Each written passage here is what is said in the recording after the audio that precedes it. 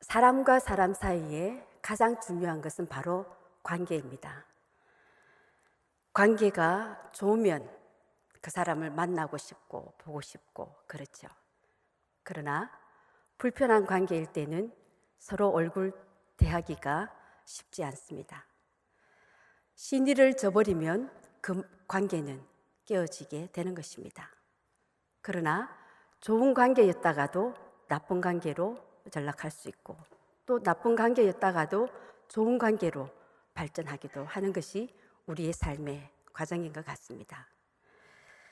오늘 성경에 보면은 평생 불편한 관계로 끝을 맺은 두 사람이 있습니다. 바로 다윗과 사울입니다. 사울의 일방적인 시기와 질투로 인해 다윗과 평생 원수로 지내게 된 것을 우리는 잘 알고 있습니다. 그러면 사울은 왜 그렇도록 다윗을 미워하고 시기하였습니까?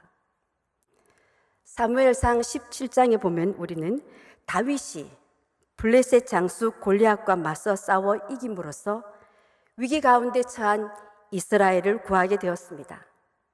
이를 통해 다윗은 역사의 전면에 나서게 된 것을 볼 수 있습니다.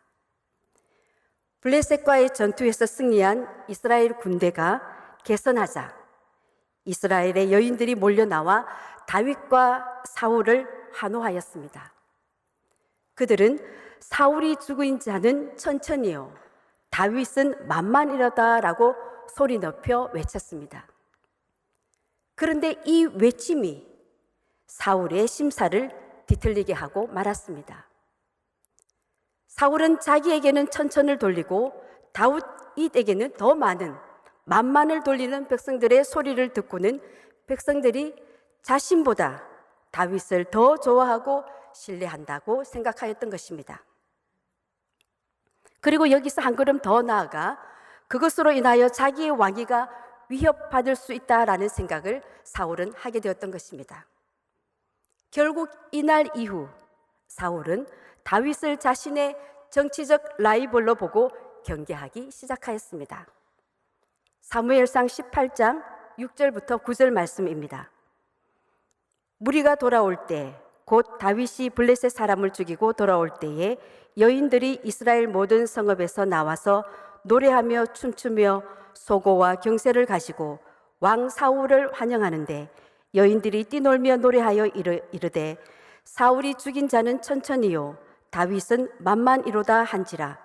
사울이 이 말에 불쾌하여 심히 노하여 이르되 다윗에게는 만만을 돌리고 내게는 천천만 돌리니 그가 더 얻을 것이 나라 말고 무엇이냐 하고 그날 후로 사울이 다윗을 주목하였더라. 이것이 사울과 다윗의 갈등의 배경이 되었습니다. 즉 사울은 다윗을 죽이는 것만이 자신의 왕위를 지키는 유일한 방법이라고 생각했기 때문에 때로는 외적의 힘을 빌려서 또 때로는 자신이 직접 창을 던지는가 하면 군사들을 동원하여 다윗을 죽이려 하였던 것입니다. 오늘 본문 10절과 11절에 보면 하나님의 부리신 악령이 임한 사울이 백성들이 다윗을 칭송하는 것을 못마땅하게 여겨 그를 죽이려 한 사실을 언급하고 있습니다. 사울은 하나님 앞에 범죄하여 하나님께 버림받은 후 사무엘로부터 그의 왕조가 계속 지속되지 못할 것이라는 예언을 들은 바 있습니다. 사무엘상 13장 13절과 14절 말씀입니다. 사무엘이 사울에게 이르되 왕이 망령되이 행하였도다. 왕이 왕의 하나님 여호와께서 왕에게 내리신 명령을 지키지 아니하였도다. 그리하였더라면 여호와께서 이스라엘 위에 왕의 나라를 영원히 세우셨을 것이거늘 지금은 왕의 나라가 길지 못할 것이라. 여호와께서 왕에게 명령하신 바를 왕이 지키지 아니하였으므로 여호와께서 그의 마음에 맞는 사람을 구하여 여호와께서 그를 그의 백성의 지도자로 삼으셨느니라. 때문에 다윗이 백성들에게 칭송받는 것이 사울에게는 매우 괴로운 일이었습니다. 왜냐하면 백성들이 다윗을 자기보다 더 높인다는 것은 자신의 보좌에 대한 위협과도 같았기 때문입니다. 더군다나 자기에게서 떠나간 하나님의 신이 다윗과 함께 계신 것을 알았을 때는 그는 사무엘의 예언이 현실로 다가옴을 느끼면서 더더욱 두려움을 느끼지 않을 수 없었던 것입니다. 이때 안타깝게도 사울은 비록 다윗이 하나님과 함께하는 사람이라 할지라도 그를 죽이기만 한다면 자기의 왕권을 지켜질 것이라고 생각하였던 것입니다. 그러한 이유로 그는 하나님의 뜻을 역행하며 다윗을 여러 번 죽이려고 시도하였던 것입니다. 그러나 사울의 이런 행동은 하나님의 뜻을 결코 막을 수 없었습니다. 인간은 하나님의 피조물로서 결코 하나님과 대항할 수 없을 뿐더러 또한 하나님께서는 당신의 뜻을 회방하도록 그대로 허락하지 않으신다라는 것입니다. 인간이 하나님을 대적하거나 하나님의 뜻을 회방하는 것은 오히려 자기 자신을 더욱더 멸망으로 재촉하는 일이 될 뿐입니다. 우리는 이것을 성경과 역사적인 사실을 통해서 분명하게 확인할 수 있습니다. 이스라엘 자손이 출애굽할 때에 애굽 왕 바로를 보면은 그는 온갖 핑계를 대며 하나님의 뜻을 거스르고 또 이스라엘 자손을 놓아 보내주지 않으려 하였습니다. 그는 끝까지 하나님을 대적하며 하나님의 뜻을 거슬려 회방하였습니다. 그러나 그 결과가 무엇이었습니까? 하나님께서는 홍해를 애국 군대의 무덤으로 만드셨습니다. 또 종교개혁 시대의 교황과 교황청은 어땠습니까? 당시 교황청은 유럽 전역을 장악하였습니다. 하지만 하나님의 뜻을 대언하는 일개 수도사 루터를 어떻게 하지는 못하였던 것입니다. 루터를 이단으로 몰아 죽이려는 음모를 꾸미고 또한 루터를 돕는 많은 사람들에게 엄포도 놓았습니다. 하지만 하나님께서는 그 가톨릭의 부패한 부분에 대해 하나님께서 빼어든 칼날을 멈추게 할 수는 없었습니다. 오늘날에도 하나님의 뜻을 행하려는 성도들을 회방하는 무리들은 쉬지 않고 날뛰고 있습니다. 그러나 우리는 결코 겁먹을 필요가 없습니다. 우리의 일은 우리의 일이기 이전에 바로 하나님의 일이기 때문입니다. 우리는 하나의 방편이요 도구일 뿐 모든 일은 우리 하나님께서 성취해 나가시는 것입니다. 누구를 통해서? 하나님의 자녀들을 통해서 하나님께서는 하나님의 일을 이루어 가시는 것입니다. 그러므로 우리는 우리를 죽이려고 달려드는 대적 앞에서도 결코 무너지지 않고 더욱더 당당하게 담대하게 나아갈 수 있는 것입니다. 왜냐하면 우리 곁에는 하나님이 계시기 때문입니다. 10절을 보면은 하나님의 부리신 악령이 사울에게 힘있게 내렸다라고 말씀하고 있습니다. 사울은 하나님의 신이 그에게서 떠나면서부터 악령에게 시달리기 시작하였습니다. 사무엘상 16장 14절 말씀입니다. 여호와의 영이 사울에게서 떠나고 여호와께서 부리시는 악령이 그를 번뇌하게 한지라. 그러므로 사울에게 악령이 내렸다라는 것은 새삼스러운 일이 아니었습니다. 다만 여기서 우리가 주목해 볼 수 있는 것은 사울에게 악령이 더욱 힘있게 내렸다라는 것입니다. 즉 악령이 이전보다 더 강하게 사울에게 역사하여 사울을 괴롭혔던 것입니다.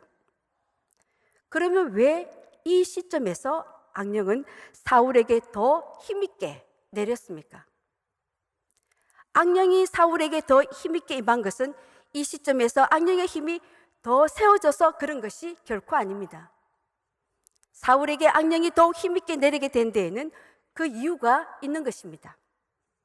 그것은 뭐냐면 다름 아니라 사울의 마음이 악령이 역사하기에 더욱더 좋은 환경이 되었기 때문입니다. 다윗을 향한 시기와 질투가 악령이 역사하기에 아주 적합한 환경을 만들었던 것입니다. 그리하여 악령은 사울에게 더욱 힘있게 내리게 된 것입니다. 그렇습니다. 악령의 지배를 받을 준비가 된 사람에게 악령은 더욱 힘있게 내리게 되는 것입니다. 우리 마음에도 시기와 질투뿐 아니라 불평과 원망과 이러한 것들이 우리 마음속에 그대로 담겨져 있다면, 아니 그 마음들이 더 커지고 있다면 우리 안에 악령이 역사하기 좋은 환경을 만들어서 우리는 그 악령의 역사를 피할 수 없는 것입니다. 흔히 우리는 이런 경험을 합니다. 미움과 원망 그리고 불평이 가득 찰 때 우리의 나타나는 현상은 어떻습니까? 짜증과 또 마음에 들지 않는 모든 일이 사사건건 만족스럽지 않습니다. 그러한 상황에서 누가 옆에서 한마디라도 하게 되면 어떤 반응이 나오게 됩니까? 좋은 말이 나오지 않죠. 튀어나오는 말은 남을 정죄하는 말, 톡 쏘는 말, 그것이 내 속에서 나도 모르게 튀어나오게 되고 그것이 더 발전하게 되면 싸움을 일으키게 되는 것입니다. 왜 이런 현상이 나타나는 것입니까? 이 모든 것, 불평과 원망을 길잡이로 하여 우리 마음에 들어온 사단이 주는 악의 열매들인 것입니다. 이런 사단의 열매가 많으면 많을수록 우리는 하나님에게서 점점 더 멀어지게 되는 것입니다. 사울처럼. 그래서 시편 기자는 시편 37편 8절에서 이렇게 말씀하고 있습니다.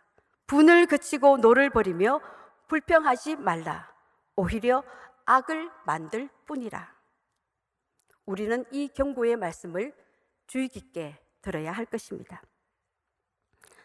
이 경고의 증거를 이스라엘 백성들이 광야를 지날 때 그들의 모습을 통해서 우리는 또 발견하게 됩니다.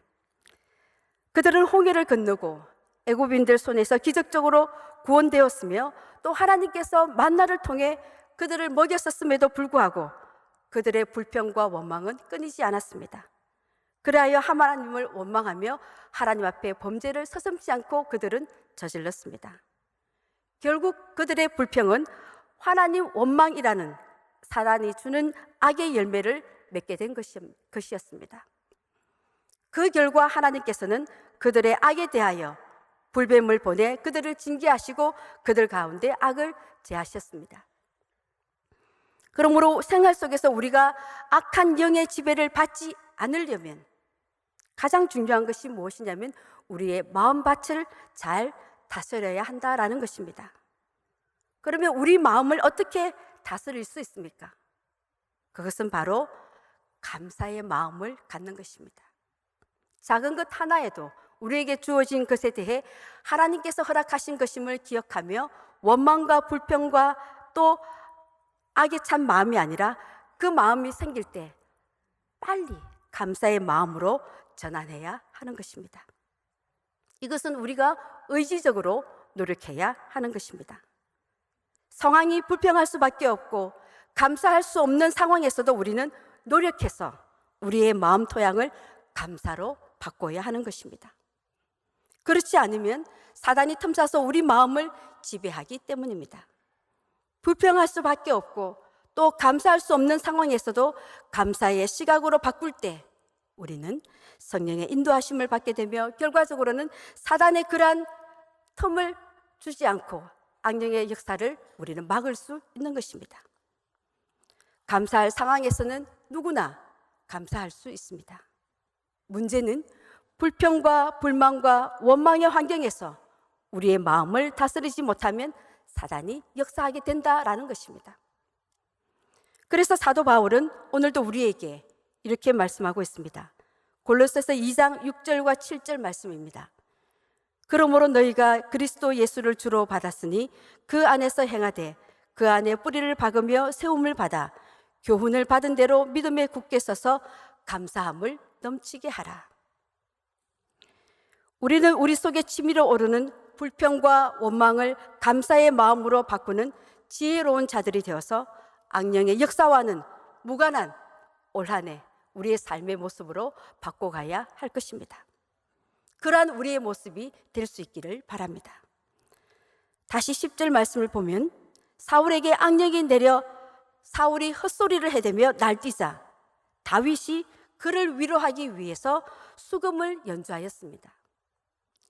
사울이 악령으로 인해 미친 듯 날뛸 때 다윗은 그 자리를 피할 수도 있었습니다. 그러나 다윗은 사울의 어려움을 외면하지 않고 그를 진정시키기 위해 음악을 연주하며 위로하였습니다. 여기서 우리는 다윗의 성품을 보게 됩니다. 사울이 다윗을 주목하여 본 그 따갑고 살기등등한 시선을 다윗이 왜 느끼지 못하였었겠습니까? 그런데도 다윗은 사울의 고통을 외면하지 않고 그를 위해 수금을 탔던 것입니다. 11절 말씀을 보면 사울이 다윗을 향하여 2번이나 창을 던졌으나 다윗은 사울에게 대항하지 않고 그 창을 그냥 피했다라고 말씀하고 있습니다. 우리가 알다시피 사울은 다윗을 죽이려는 계획을 가지고 있었고 또 그 계획을 실행에 옮겼습니다. 그리고 1차 시도가 실패하자 2차로 다윗에게 창을 던졌던 것입니다. 그러나 다윗은 자기를 죽이려는 사울에게 결코 대항하지 않고 그 자리를 조용히 피하는 그러한 온유한 모습을 보여주고 있는 것입니다. 아무리 왕이지만 자신을 죽이려는 사람에게 다윗이 어떻게 이러한 온유함으로 일관되게 그 앞에 나아갈 수 있었던 것입니까? 그것은 바로 다윗이 그러한 모습으로 나아갈 수 있었던 그 힘은 바로 무엇에 있었냐면 하나님이 그와 함께 하셨기 때문에 가능한 일이었습니다. 14절 말씀입니다.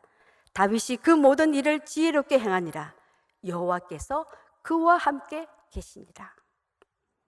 즉 사람의 성정만으로는 당연히 분노하고 대응해야 할 상황이었지만 다윗은 하나님께서 그와 함께 하셔서 그 마음을 다스려 주셨기 때문에 사울의 악행에도 참고 조용히 그 자리를 피할 수 있었던 것입니다. 그런데 12절 말씀을 보시면 여호와께서 사울을 떠나 다윗과 함께 계심으로 사울이 그를 두려워했다라고 말씀하고 있습니다. 여기서 우리는 두려움의 역전 현상이 나타나고 있음을 볼 수 있습니다. 이전까지의 내용에서는 다윗이 사울의 불시에 그러한 기습을 받고 언제 그의 목숨을 잃을지 못할 그러한 상황에 두려움을 가져야 하는 것이 마땅했습니다. 이러한 상황에서는 누가 누구를 두려워해야 정상입니까? 그런데 지금 누가 누구를 두려워하고 있냐면 사울이 다윗을 두려워하고 있는 것입니다.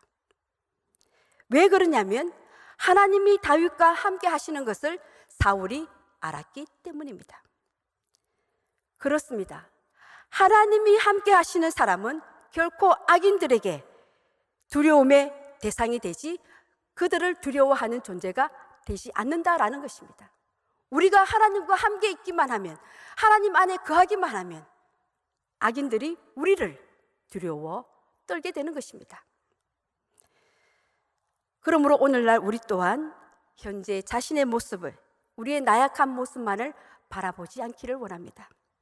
다만 하나님만을 의지하며 하나님의 뜻을 굳게 따라갈 수 있기를 바랍니다. 아무리 상대가 세상의 날카로운 칼날로 무장할지라도 하나님의 뜻으로 우리가 일관하여 하나님 안에 거할 때 세상이 우리를 두려워하고 피하게 되는 것입니다. 오늘 말씀에서 사울이 악한 영의 지배를 받는 반면 다윗은 하나님의 영에 지배받는 사람입니다. 그런 그를 성경은 표현하기를 지혜로운 사람이다라고 말씀하고 있습니다. 이 지혜롭다라는 말씀은 18장에서만 무려 4번이나 언급되고 있습니다.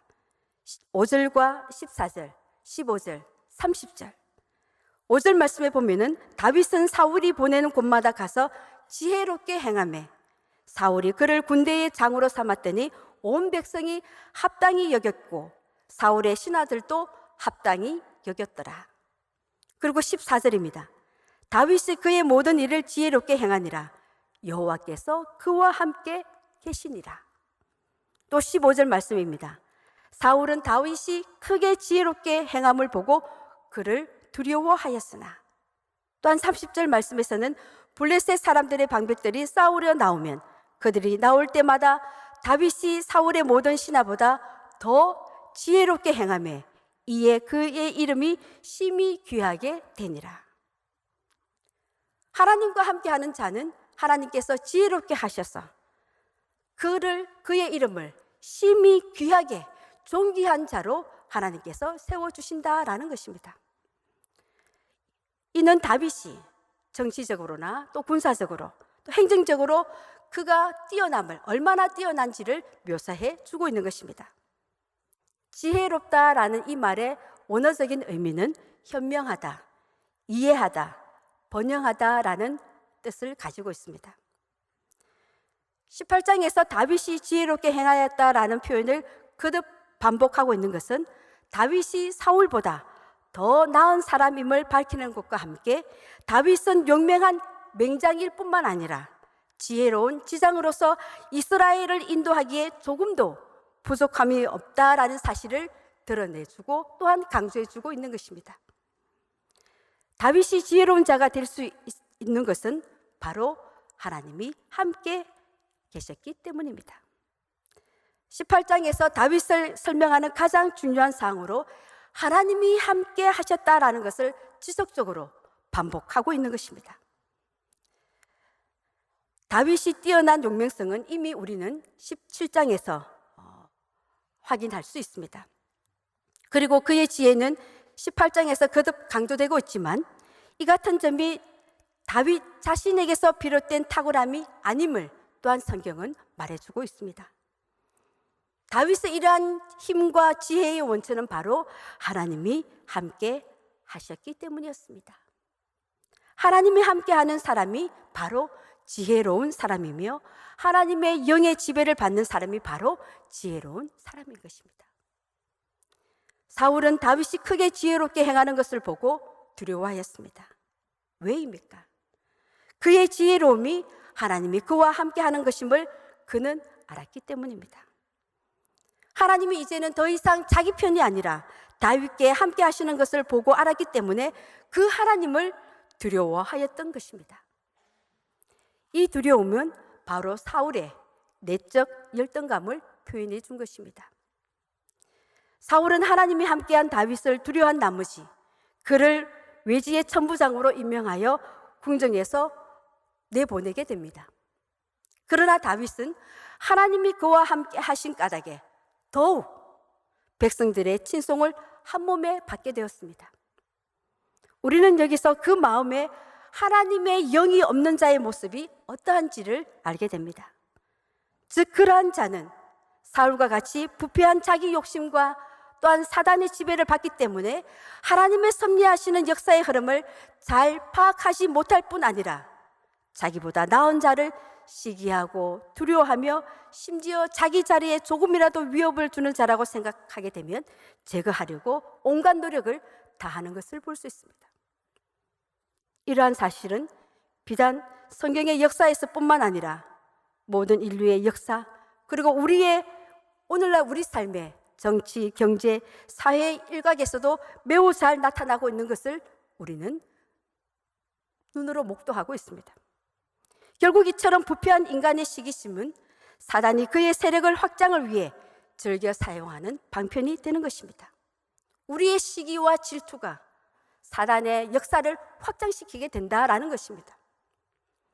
한편 다윗은 사울이 자신을 죽이려고 하고 자신을 궁정에서 쫓아내므에도 불구하고 그에 대항하여 반역을 행하거나 그를 공격하지 않았습니다. 그래서 다윗은 피하고 순응할 뿐이었습니다. 이처럼 다윗이 한결같이 온유와 인내로 일관할 수 있었던 것은 그가 하나님의 영에 의해 인도함을 받았기 때문입니다. 그러기에 다윗은 사울에게 더욱 큰 두려움을 느끼게 하는 존재가 되었고 백성들에게는 더욱 사랑받는 존재가 되어서 점차 더 이스라엘 내에서 그 이름이 부각되었던 것입니다. 이러한 사실에서 우리는 하나님께서는 오직 하나님만을 의지하며 하나님의 때를 기다리는 자를 돌보신다라는 것을 알게 됩니다. 또한 어떠한 인간의 회방도 사단의 괴략도 하나님의 뜻을 막지 못한다라는 사실을 발견하게 됩니다. 말씀을 정리합니다. 어떤 사람이 지혜로운 사람입니까? 바로 하나님이 함께하는 사람입니다. 하나님이 그 삶의 주인이 되시고 하나님을 자기 삶의 주인으로 인정하며 하나님만을 의지하는 사람이 지혜로운 사람입니다. 지혜로운 사람은 하나님이 함께 하심을 믿고 하나님을 의지하기 때문에 자신이 불이익을 당해도 심지어 죽음의 위기 앞에서도 대항하지 않고 온유할 수 있으며 인내할 수 있는 것입니다. 지혜로운 사람은 사람들에게 사랑과 또한 인정을 받으며 귀히 여김을 받고 칭송을 받게 됩니다. 또한 하나님이 함께 하심을 사단도 알기 때문에 사단이 두려워하는 존재가 되는 것입니다. 하나님의 백성들이 지혜롭게 행할수록 사단은 더욱더 우리를 두려워하게 되는 것입니다. 올 한 해 우리의 삶이 사단도 두렵게 하는 하나님의 사람, 지혜로운 사람, 그러한 삶의 모습으로 살아갈 수 있기를 바랍니다. 우리 또한 다윗처럼 하나님만을 의지하고 신뢰함으로 하나님과 사람들에게 인정받는, 존경받는, 존귀함을 받는 우리의 모습이 될 수 있기를 바랍니다. 기도하겠습니다. 사랑의 하나님, 하나님의 백성들을 늘 넘어뜨리려는 사단의 악한 교교에 저희가 결코 흔들리지 않도록 늘 저희들의 마음을 다스리게 하여 주시옵소서. 원망과 시기와 불평할 수밖에 없는 상황에서도 감사함으로 저희의 마음을 지키게 하시고, 사랑할 수 없는 상황에서도 사랑함으로 저희 마음을 다스리게 하시며, 만족할 수 없는 상황에서도 자족하는 은혜를 부어주셔서 기쁨으로 저희 마음밭을 갖고 나가는 저희 모두가 되게 하여 주시옵소서. 하나님만 의지하고 신뢰하며 늘 하나님과 동행하는 삶을 살아가므로 모든 일을 지혜롭게 행하는 하나님의 지혜로운 자들이 되게 하시고, 세상이 두려워하는 믿음의 자녀들이 되게 하여 주시옵소서. 우리 주 예수 그리스도의 이름으로 기도드립니다. 아멘.